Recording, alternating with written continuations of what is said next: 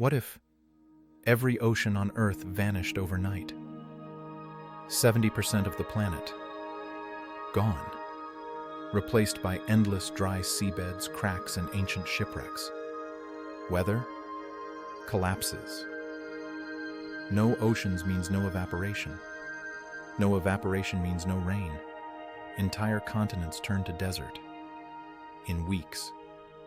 Marine life gone.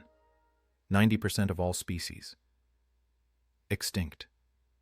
Humans starving. Desperate. Coastal cities collapse. Earth becomes a dry, suffocating husk. The atmosphere thins, the air dries. And Earth isn't Earth anymore? Could humanity survive a dry planet? Comment ocean if you want part 2, how to fix it.